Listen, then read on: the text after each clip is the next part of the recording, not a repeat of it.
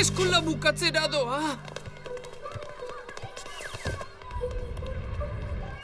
Zuhurne andereñoa umore txarrean egongo da oporretako egun guztietan. Joan eta barkamena eskatzea izango dut onena. Oporretarako planik bai Zuhurne andereñoa? Oporrek goibel jartzen naute. Arraro izango da aurrak ikusi gabe egotea hainbeste denbora. Geure falta sentituko duelako dago triste Zuhurne andereñoa. Estrategia berri bat sortu behar dugu. Ideiarik bai?